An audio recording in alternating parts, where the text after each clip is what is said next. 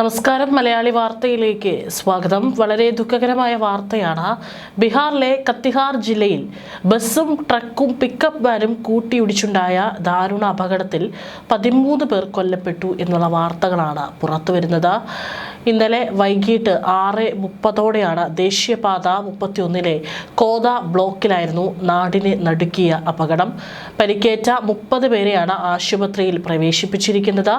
ഇതിൽ പലരുടെയും നില ഗുരുതരമായതിനാൽ ഇപ്പോൾ 13 പേരാണ് കൊല്ലപ്പെട്ടതെങ്കിൽ മരണസംഖ്യ ഇനിയും കൂടാമെന്നാണ് റിപ്പോർട്ടുകൾ. അയൽ ജില്ലയായ പൂർണിയയിൽ നിന്ന് പിക്കപ്പ് വാനിൽ വന്നവരാണ് അപകടത്തിൽപ്പെട്ടത്. ബസ് നിയന്ത്രണം വിട്ട് ട്രക്കിലും പിക്കപ്പ് വാനിലും ഇടിക്കുകയായിരുന്നുവെന്നാണ് പ്രാഥമിക നിഗമനം. അപകടത്തിൽ ആദ്യം 7 പേർ സംഭവ സ്ഥലത്ത് വെച്ച് തന്നെ മരിച്ചു. അത്രയേറെ ആഘാതമാണ് ഉണ്ടായിരിക്കുന്നത്.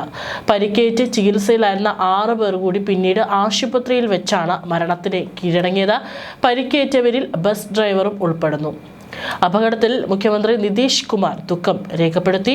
മരിച്ചവരുടെ കുടുംബാംഗങ്ങൾക്ക് 2 ലക്ഷം രൂപ വീതവും പരിക്കേറ്റവർക്ക് 50,000 രൂപ വീതവും ധനസഹായം പ്രഖ്യാപിച്ചിട്ടുണ്ട്.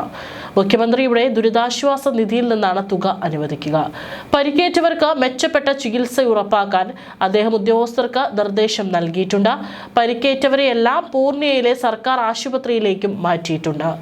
മരിച്ചവരെ തിരിച്ചറിയാനുള്ള ശ്രമങ്ങൾ നടന്നു വരികയാണെന്നാണ് കത്തിഹാർ SP ശിഖർ ചൗധരി അറിയിച്ചിരിക്കുന്നത്.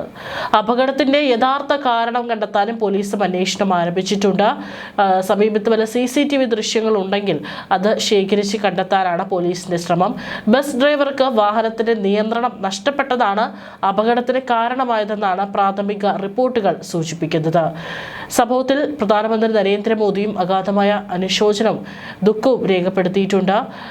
ശനിയാഴ്ച വൈകുന്നേരം പ്രധാനമന്ത്രിയുടെ ഓഫീസ് പുറത്തിറക്കിയ രേഖാമൂലമുള്ള പ്രസ്താവനയിൽ പ്രധാനമന്ത്രി മോദി പറഞ്ഞിരിക്കുന്നത് ഇപ്രകാരമാണ്: ബീഹാറിലെ കത്തിഹാറിലുണ്ടായ അപകടം അങ്ങേയറ്റം വേദനാജനകമാണ്.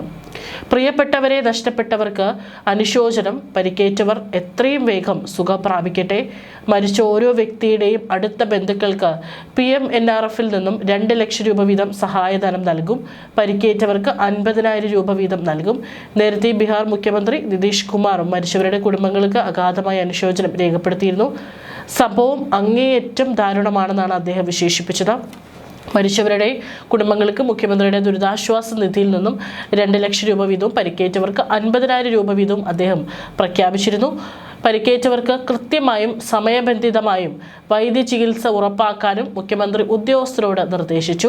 അവർ വേഗത്തിൽ സുഖം പ്രാപിക്കട്ടെ എന്നും അദ്ദേഹം പറഞ്ഞിട്ടുണ്ട്. മുഖ്യമന്ത്രി നിതീഷ് കുമാറിന്റെ നിർദ്ദേശപ്രകാരം മുതിർന്ന ഭരണ ഉദ്യോഗസ്ഥർ സ്ഥലത്തെത്തി ദുരിതാശ്വാസ രക്ഷാപ്രവർത്തനങ്ങൾക്ക് മേൽനോട്ടവും വഹിച്ചു. കോർഹ പോലീസ് സ്റ്റേഷൻ പരിധിയിലുള്ള ബസ്ഗഡ ചൌക്കിന് സമീപമാണ് ദേശീയപാത 31 അപകടമുണ്ടായത്. ഒരു ബസ്സും പിക്കപ്പ് വാനും നേർക്കുനേർ കൂട്ടിയിടിച്ചാണ് അപകടം. അമിത വേഗതയിലെത്തിയ ബസ് പിക്കപ്പ് വാനുമായി നേർക്കുനേർ ഇടിക്കുകയായിരുന്നുവെന്നാണ് ദൃക്സാക്ഷികൾ പറയുന്നത്. ആഘാതം വളരെ തീവ്രമായിരുന്നതിനാൽ 2 വാഹനങ്ങളും നിശേഷം തകർന്നു. നാട്ടുകാരുടെയും പോലീസിന്റെയും സഹായത്തോടെയാണ് പരിക്കേറ്റവരെ കത്തിഹാർ സദർ ആശുപത്രിയിൽ ഉൾപ്പെടെ സമീപത്തെ മറ്റുള്ള ആരോഗ്യ കേന്ദ്രങ്ങളിൽ എത്തിച്ചത്.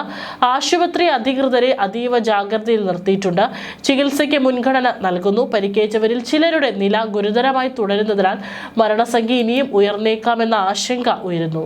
ഈ ദാരുണമായ സംഭവം ആ മേഖലയിൽ ദുഃഖത്തിന്റെ അലയൊലികൾ സൃഷ്ടിച്ചു.